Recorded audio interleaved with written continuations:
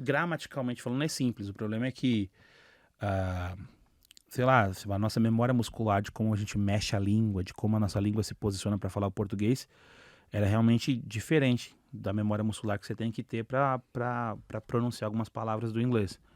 Então, muitas pessoas vão ter dificuldade em pronunciar algumas palavras e outras pessoas não. Tem gente que tem uma facilidade maior, mas a grande maioria das pessoas tem dificuldade com a pronúncia do inglês e tudo mais.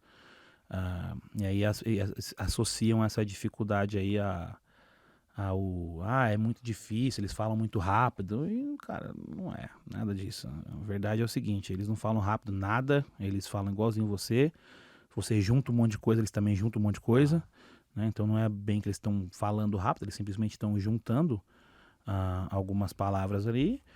E para você aprender, você precisa ter tempo, passar tempo com a língua. Eu sempre falo isso, você precisa passar tempo com a língua, gastar tempo com a língua, né? Quantas horas você vai estudar por semana? Você vai estudar 1 hora por semana, você acha que você vai ficar fluentão? Me poupe, né? Sim. Pelo amor de Deus. Não, é o que acontecia. Eu até falei de dar aula para mexicano, porque é isso que acontecia. A minha mãe e a minha tia, elas não falavam inglês. Minha tia até falava um pouco mais do que minha mãe, né? Quando a gente foi para lá. E aí eu lembro, né? 2006 foi isso, mais ou menos. A gente ia para um curso de inglês dado por mexicanos e brasileiros numa igreja. E era assim mesmo, era um centro comunitário, mas não era pago, era de graça. O pessoal se reunia, acho que era de sexta-feira à noite na igreja para ter aula de inglês. E era exatamente essa dinâmica, assim. E era 1 hora por semana. E a minha mãe e a minha tia até que manja mais, mas a minha mãe até hoje não aprendeu fluente, sabe? Ela tem um nível bem básico, assim. Porque eu geralmente trato isso como horas de exposição, que eu sempre falo para meus alunos, são horas de exposição à língua. Mas se eu fizer um intercâmbio, eu vou aprender mais? Vai, mas por que você vai aprender mais? Porque você está exposto só no curso, né? Porque o curso são 8 horas, ou 5. Ou é 5 ou 8 horas por dia. Aqui você está me dando 1 hora por semana. Você quer comparar como? Se você me dá 1 hora por semana e lá você aprende 5 por dia. Então, tipo, em um dia lá é o equivalente a mais de um mês comigo.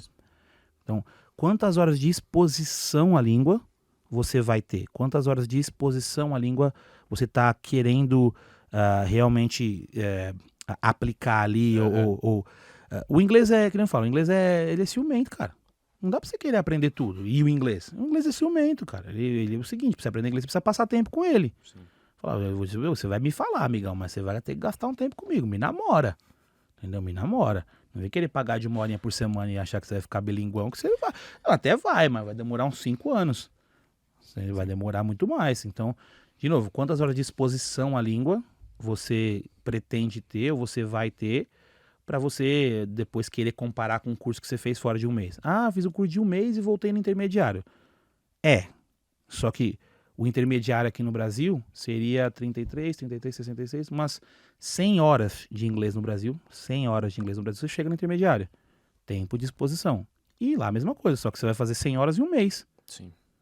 Certo? Sim. Ou seja, o tempo de exposição foi o mesmo. A diferença foi que você pegou esse tempo de exposição e reduziu ele a um mês. Mais intenso.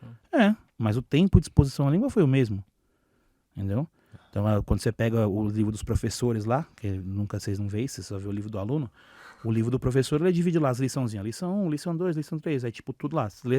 Aula de 60 minutos, ou aula de 45 minutos, ou aula de 1h30, certo? Então, essa programação que vem no começo do livro do professor, ela é feita em quê? Em horas. Por que será?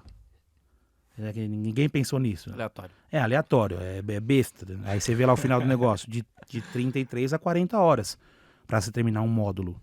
Então, se você ficar exposto de 33 a 40 horas para aquele conteúdo, espera-se que você absorva pelo menos, que aí seria, aí depende de escola para escola, mas 75% daquele conteúdo. Se você ficar exposto ali de 33 a 40 horas naquele conteúdo, espera-se que você absorva pelo menos 75% daquele conteúdo. E também depende do empenho do aluno, do interesse, né? Exatamente. Por isso que as escolas têm a provinha ali para saber se você realmente absorveu 75%, 60%. Tem escola que aceita até 50%, hein?